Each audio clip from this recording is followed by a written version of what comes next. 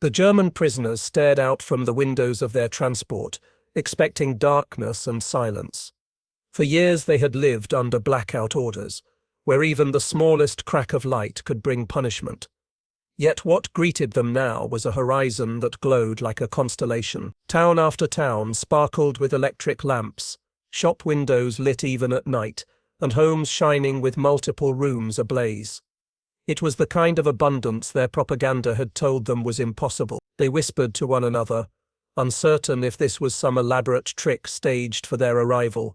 But the train rolled on, and the evidence only grew stronger. Rail yards bustled with activity at midnight, cranes moving effortlessly under spotlights, workers driving trucks and cars that seemed endless in number. In Germany, such scenes belonged only in propaganda posters.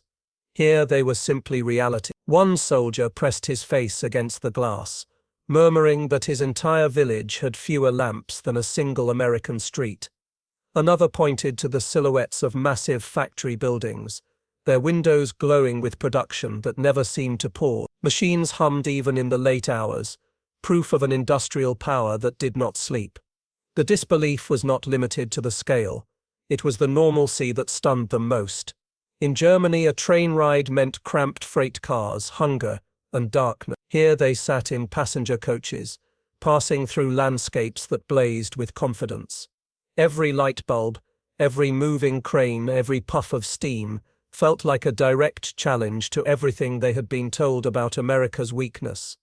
As the night stretched on, silence filled the carriage. No one could reconcile what they were seeing. Their first glimpse of America was not just a new country, it was the beginning of their world unraveling. For the prisoners, every mile of track carried them further from the world they had known, a Germany that seemed pale and exhausted by comparison. Back home, cities lay in rubble, their streets dark except for the flicker of candle. Families rationed every slice of bread, every spoonful of sugar.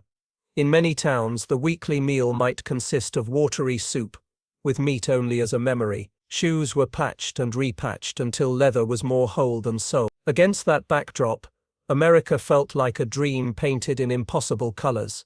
They watched farmhouses glowing with several rooms lit at once, something most German families could not afford even before the war. Automobiles crowded the streets, where in Germany only high-ranking officials or the wealthy could boast of such luxuries. Here it seemed that even ordinary laborers drove to work.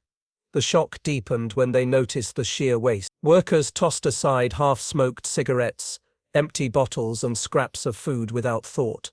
To men who had grown accustomed to hunger where every crumb was guarded, such casual disposal felt like a kind of arrogance born from abundance. And yet it was not cruelty. No one threw these things to mock them, it was simply routine in a society where plenty was normal. The realization cut deeper than propaganda ever could. Their sacrifices, their blackouts, their hunger had not weakened their enemy. Across the ocean, America lived as if war had barely touched it. The envy was undeniable, and with it came the first cracks in belief. What they saw now suggested that everything they had been told might be a lie. When the German prisoners were ordered to board their trains, they braced themselves for the worst. Memories of crowded freight cars across Europe haunted them, 40 men squeezed into wagons built for animals, stifling heat, no seats, no dignity. Yet the steps they climbed now led not into boxcars but into passenger coach. Soft seats, wide aisles and windows that opened to the summer air greeted them. For a moment they hesitated, unsure if they were even allowed to sit. As the train pulled away, murmurs filled the carriages. The benches converted into padded berths, offering the possibility of real sleep. Some of the prisoners ran their hands across the upholstery, marveling that fabric this fine was reserved for men who had been enemies only weeks before. Others sat frozen, afraid that any comfort might be taken away. Then came the dining car. White tablecloths spread across polished tables, silver cutlery glinting beneath electric lamps. Stewards moved briskly, setting plates of food in front of men who had forgotten what it felt like to eat without haste. Bread baskets, steaming coffee, even butter, all things that in Germany had become rare luxuries, were placed as if they were everyday items. The simple act of eating in such surroundings was disorienting. Here they were, prisoners of war, and yet they were being treated more like paying travelers than captives. The guards themselves seemed almost apologetic, explaining that not every carriage had working air conditioning. That single word, air conditioning, was enough to spark disbelief. Back home, such luxury belonged only to Hitler's personal train. For the men staring out at the American landscape, the train journey was more than transport. It was their first taste of a world where even captivity offered comforts they had never known in freedom. The first meal in American captivity did not look like rations for prisoners. It looked like something reserved for soldiers on leave or perhaps even for guests. Long tables were lined with trays of steaming food, thick slices of white bread, bowls of vegetables, generous cuts of meat, and pitchers of fresh milk. For men who had grown used to thin soup and crusts of dark bread, the sight alone was overwhelming. They sat cautiously waiting for the catch, but none came. Plates were filled and refilled without argument. Some of the prisoners stared at their portions as if unsure they were real. One man whispered that his family back home had not seen milk in years. Another that he had not tasted beef since before the desert campaign. Now both stood before him in abundance. The bread itself became an object of fascination. Soft, white, and plentiful, it felt like an impossible luxury compared to the coarse loaves of home. Butter and jam were placed on the tables as though they were common staples. To men raised under scarcity, it felt like stepping into another world. The disbelief only deepened when they realized this was not a special gesture. Guards explained that this was the standard ration for American soldiers. Nothing extraordinary, nothing staged. It was simply what the US Army ate every day, whether in barracks or at the front. For many, that knowledge cut deeper than any battlefield loss. If this was how their captors fed their enemies, how well must they feed their own? The war, they realized, had been fought under illusions. America was not starving or desperate. It was overflowing. And their first meal in captivity had revealed the truth more powerfully than any speech ever could. When the prisoners first heard the number, many refused to believe it. They were told that the ship carrying them across the Atlantic was one of thousands just like it. Liberty ships, the backbone of America's war supply line. At first they assumed it was another exaggeration, perhaps even propaganda. But as the details unfolded, disbelief gave way to silence. The Liberty ship they stood on was not an exception but part of a fleet, so vast it seemed impossible. Over 2,700 of these cargo vessels were produced during the war, each one built not over months or years, but in days. One record, repeated with pride by their guards, claimed a full ship had been constructed in just 4 days, and a handful of hours. To men whose factories in Germany struggled to complete aircraft in months, such speed sounded like fantasy, and yet, every rivet, every beam and every engine was real. The ships stretched over 400 feet, capable of carrying thousands of tons of cargo, tanks, ammunition, food, even troops. To the prisoners it was not just the scale that stunned them, but the method. Components were built in factories spread across dozens of states, then shipped to coastal yards, where they were assembled like pieces of a puzzle. The efficiency spoke of something beyond industrial strength. It revealed a system organized on a level they had never witnessed, workers operating around the clock, supply lines synchronized across a continent, and leadership confident enough to gamble on mass production at speeds once thought impossible. One prisoner wrote in his diary that he had believed Germany was a land of engineers, yet here he saw engineering on a scale so vast, it defied imagination. If ships could be produced faster than Germany could sink them, what chance did their navy truly have? When their ship finally docked, the prisoners expected to see a port like Hamburg or Bremen, scarred by war and slowed by shortages. Instead, the horizon opened onto a landscape that felt almost endless. Towering cranes swung effortlessly across rows of cargo ships, each one unloading mountains of supplies while others loaded for departure. The clatter of steel, the hum of engines,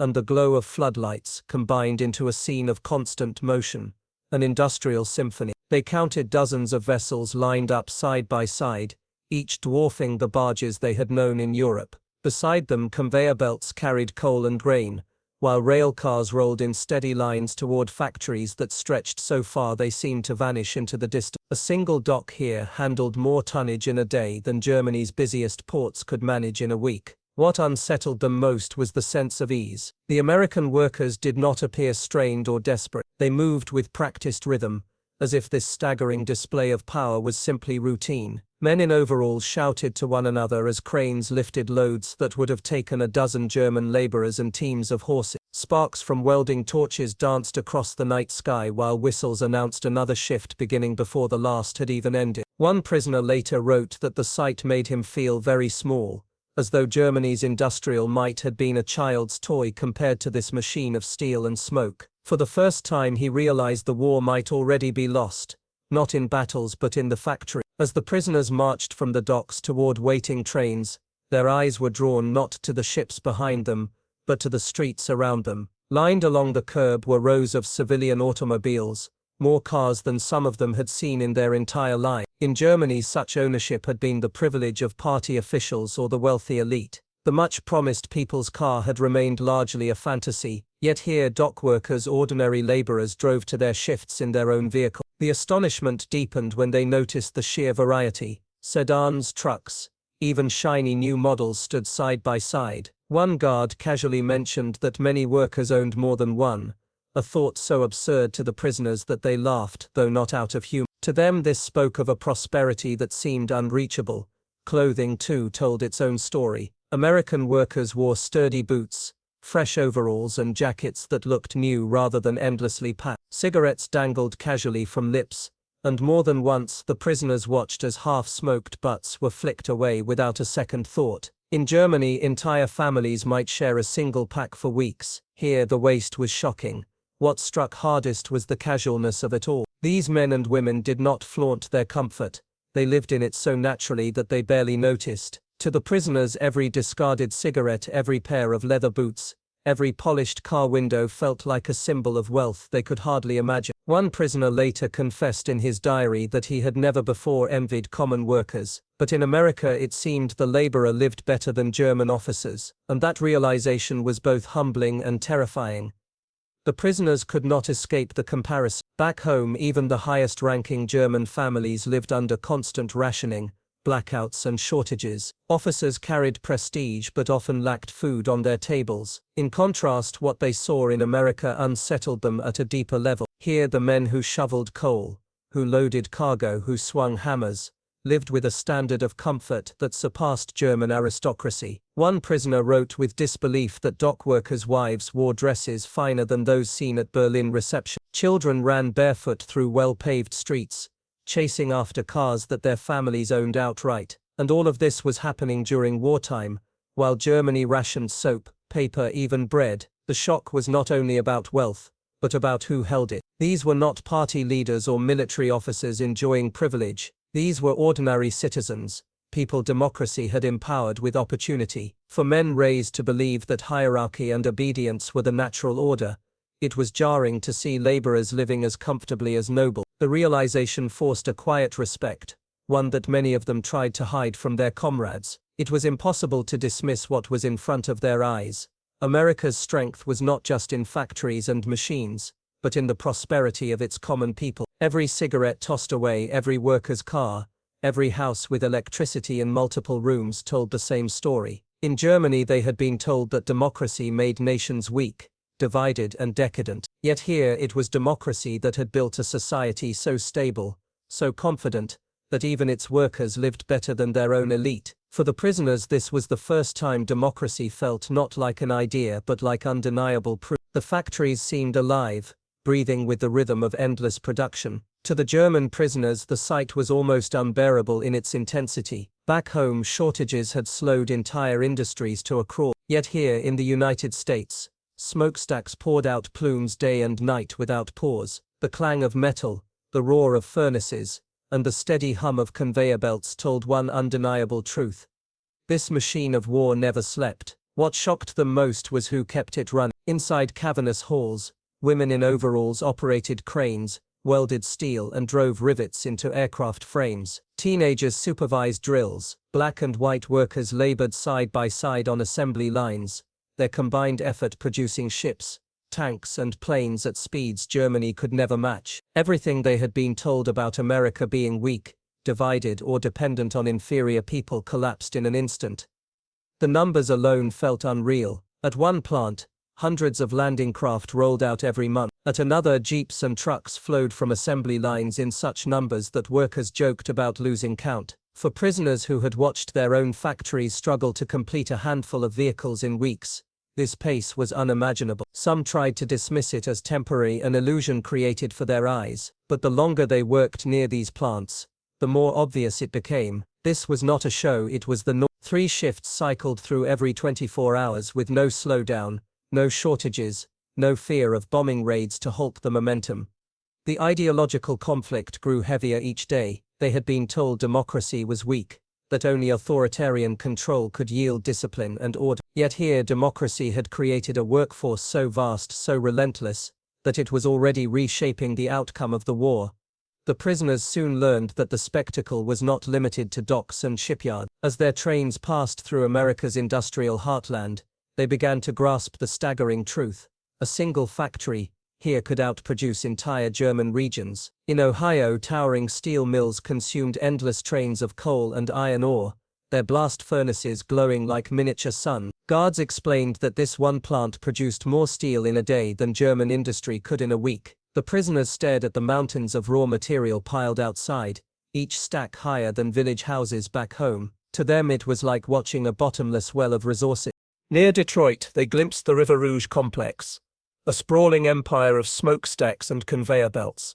100,000 workers turned out jeeps, aircraft engines, and tanks with mechanical precision. It was said that the plant used more electricity in a single day than the entire city of Hamburg. For men who had lived under blackout regulations, the thought was almost unthinkable. And then there was Willow Run, the bomber plant. Stretching across millions of square feet, it produced one B-24 Liberator every hour. The numbers alone created disbelief. They had seen aircraft painstakingly assembled in Germany, each one requiring weeks of labor. Here they watched a steady stream of bombers roll off the line like cars. The scale was more than a military advantage. It was psychological. Each factory seemed to mock the sacrifices Germany demanded of its people. Every glimpse reinforced the same realization. They were not fighting an equal enemy, but an industrial giant whose reach stretched far beyond anything they had imagined. The moment that broke many prisoners did not come from ships or factories, but from kitchens. Assigned to work in camp mess halls, they were given their first glimpse of America's abundance at its most ordinary and its most devastating. They discovered regulations that required meals to be prepared with at least 10% more food than needed, to ensure every prisoner received a full ration. The excess, untouched and perfectly edible, was thrown away. For men who had watched their families scrape together crumbs back in Germany, the sight was unbearable. One cook later wrote that he wept as he tossed loaves of bread into bins, bread that could have fed his village for weeks. Pots of stew, trays of meat, bowls of vegetables, all discarded simply because they were leftovers. The American guards explained with a shrug, it was procedure. Nothing unusual. What shocked the prisoners most was not the act itself, but the casualness. To Americans, this waste signified abundance, a system so confident in supply that it could afford to discard food without fear. To the Germans, it was an open wound. They thought of wives and children shivering in bombed-out cities, of ration cards that barely bought flour, of black markets where a single egg was a treasure. The contrast was crushing. Here they were, enemies of the state, eating better than German civilians, throwing away more than their families would see in months. It was no longer possible to believe Nazi claims that America was weak or collapsing. The waste itself was proof of strength, and for many it was the moment they felt shame for everything they had believed. For men who had braced themselves for humiliation, Christmas in captivity became something they could never have imagined. Instead of cold bunks and silence, they were met with gestures that felt almost impossible in wartime. Churches, civic groups, and even school children sent packages, 500,000 of them filled with candy, cigarettes, toiletries, and small game. Each parcel was labeled for prisoners who only months before had been trying to kill the sons of those same communities. The feast itself stunned them into silence. Tables groaned under turkeys, hams, potatoes, vegetables, pies, and even ice cream. Many ate until they felt sick, unable to grasp how such abundance could be shared with enemies. Guards explained with an almost embarrassed smile that this was not special. It was simply an American Christmas dinner, the same meal every family across the country was enjoying. What cut deepest was the kindness beyond food. A Methodist choir came to one camp to sing carols in German, their voices filling the barracks with a sound that reminded prisoners of home.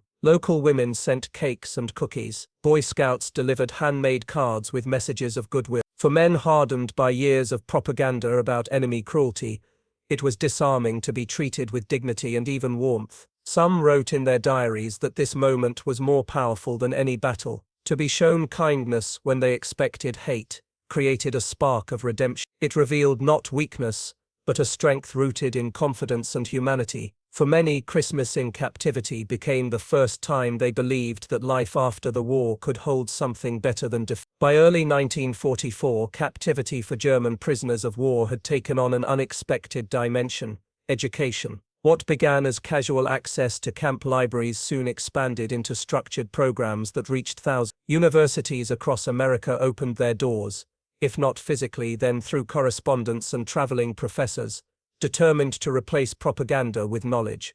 For men who had been raised on censored textbooks and rigid ideology, it was a revelation. At Camp Shelby, professors lectured on American history, constitutional law, economics, and literature. At Fort Kearny, German soldiers found themselves reading Shakespeare, Jefferson, and Mark Twain. Stanford and Chicago sent professors to teach directly, introducing not just facts but ideas about freedom, democracy, and open debate. Science became another bridge. Refugee scholars, some of them Jewish scientists, who had fled Germany years earlier, stood in front of former enemies and taught them physics, chemistry, and mathematics. One prisoner recalled the awe of learning atomic theory from a professor who explained it not as secret knowledge, but as universal truth meant for all humanity. The experience carried a quiet power, knowledge offered without hatred, even to those who had once fought under a banner of exclusion. The thirst for learning surprised even the Americans. Over 40,000 prisoners enrolled in courses, some writing essays and taking exams with the same seriousness they had once brought to military drill. For many, it was the first time education had felt free, unshackled from fear of political reprisal. They read newspapers with multiple viewpoints, discussed philosophy openly, and debated democracy with curiosity rather than defiance. One German officer later admitted that these classes did more than fill time. They planted seeds of respect. Knowledge had been shared generously, without coercion, and it left many prisoners convinced that America's true strength lay not only in factories but in its ideas. Evenings in the camps brought another unexpected education: cinema. Instead of propaganda reels filled with triumphal music and rigid slogans, the prisoners were shown Hollywood films. At first, many assumed these screenings were carefully chosen showcases of American perfection. But what unfolded on the screens left them stunned. They watched Gone with the Wind, a sweeping story of loss and recovery that revealed America's own moments of defeat. Later came The Grapes of Wrath, a film that exposed poverty, inequality, and hardship within the very nation that now held them captive. To men raised in a system where failure was hidden and criticism punished, it was nearly unthinkable that a country would show such honesty not only to its own people but to its enemies. The prisoners whispered among themselves, "Why would Americans allow their weaknesses to be seen? Surely it would make them look divided, fragile, vulnerable." Yet the opposite effect was undeniable. The films carried a confidence that shocked the German. Here was a society secure enough to confront its flaws openly, a society that found strength not in hiding mistakes but in learning from them. One lieutenant later wrote that this honesty felt more powerful than any propaganda. In Germany, films had been used to control minds. In America, they seemed to liberate them. By allowing their prisoners to see imperfection, the Americans revealed a deeper truth, that real power came not from pretending to be flawless, but from being unafraid of self-reflection. For many, the reel of film turning through a projector became as persuasive as the roar of American factories. When news of the Normandy landings reached the camps, many prisoners refused to believe it. They had been told invasions of France were impossible, that Atlantic defenses were impenetrable. Yet within days, reels of film were brought into camp theaters, and disbelief turned into stunned silence. On the screen, the scale of the operation unfolded like a vision from another world. Endless columns of ships stretched across the horizon, more vessels in one armada than Germany possessed in its entire navy. Destroyers, landing craft, battleships, supply vessels, all moving in perfect rhythm, as if guided by an invisible hand. The sea itself seemed conquered. Then came the aircraft, Prisoners watched as the skies filled with thousands of planes, bombers, fighters, transports casting shadows that darkened the beaches below. They saw parachutes blossom across fields, wave after wave of men descending from the clouds. The sheer coordination left them speechless. How could any army organize such a feat? The most jarring images were not of combat, but of logistics. The film showed artificial harbors built from floating steel sections, cranes unloading supplies directly onto the beaches, trucks driving off landing craft as if stepping onto paved roads. 15,000 tons of cargo a day poured into France, all captured on camera for the prisoners to see. Men who had fought in North Africa, who had believed themselves hardened against shock, now stared at the evidence of a war they could never win. It was not bravery or willpower that would decide the outcome. It was this machinery of organization, this boundless capacity to mobilize men and resources on a scale Germany could not dream of. As the reel ended, silence filled the room. The prisoners had not just seen a battle, they had seen their world collapse. If the invasion films shattered illusions of military victory, the next revelations destroyed something deeper. In the spring of 1945, American commanders ordered that prisoners of war be shown footage from the newly liberated concentration camp. Many refused at first to look, convinced it was staged propaganda, but the evidence rolled forward frame by frame, undeniable in its detail. The screens showed hollow-eyed survivors, children with skeletal limbs, rows of corpses stacked like firewood. Soldiers and medics moved through the camps with masks over their faces, struggling against the stench. German uniforms lay discarded in corners, a silent accusation that this horror had been guarded by their own countrymen. The prisoners shifted in their seats, some covering their faces, others weeping openly. For years they had believed the regime's claims that such stories were lies told by enemies. Now the truth played out in cold, unblinking images. What struck hardest was not only the brutality, but the normality. Barbed wire barracks, ledgers of names, ordinary systems used for unspeakable ends. It forced prisoners to realize this was not the work of faceless criminals alone. It was Germany, their Germany, that had allowed such crimes to exist. When the reels ended, silence lingered heavier than after Normandy. This was not just defeat of an army, but the moral collapse of a nation. Men who had clung to pride even in captivity now lowered their heads in shame, unable to reconcile what they had believed with what they had just witnessed. By 1945, as the war drew to a close, the camps that had once held German prisoners began to empty. Trains rolled once more, but this time not into the vastness of America. They moved east, carrying men back toward a homeland in ruins. Yet these were not the same soldiers who had arrived years earlier filled with ideology and certainty. They were returning with eyes opened, minds reshaped by what they had witnessed. Each man carried silent lessons. They had seen factories that never slept, machines that worked with the rhythm of nations, and farms that produced enough food to feed continents. They had eaten better as prisoners than as free men in Germany. They had studied books banned at home, debated politics without fear, and watched films that revealed strength through honesty. Even the smallest details, a bottle of milk, an electric fan, a child with a radio, were memories that refused to fade. As their ships crossed the Atlantic, conversations turned not to revenge but to reconstruction. How could they take what they had seen and apply it to the rubble that awaited them? Many spoke of agriculture, of the machines that had turned American fields into oceans of grain. Others dreamed of factories rebuilt with efficiency rather than exhaustion, of a society where ordinary workers lived with dignity. Though uncertainty clouded their return, hope traveled with them. They had witnessed a nation that thrived not through conquest, but through creation. And somewhere deep inside, they carried the belief that Germany too could rise again, not as a destroyer but as a builder. When the prisoners stepped back onto German soil, they found cities reduced to ash, and farmland scarred by years of neglect. But in their minds lived another vision, one of abundance, efficiency, and possibility. These memories became seeds for Germany's rebirth. Former captives who had shoveled coal in American power plants now spoke of electricity not as a luxury, but as a necessity for every village. Farmers who had watched combines sweep across endless fields dreamed of tractors replacing hand plows in Bavaria and Saxony. Men who had studied in camp classrooms carried notebooks filled with ideas about democracy, free markets, and civic responsibility. In the years that followed, many of these voices rose to leadership. Some became mayors, teachers, or engineers, quietly applying lessons learned behind barbed wire. Others guided entire industries, advocating for efficiency modeled after what they had seen in Detroit and Pittsburgh. The Marshall Plan provided money and materials, but it was these returning men who supplied conviction, the belief that prosperity could be built through cooperation rather than conquest.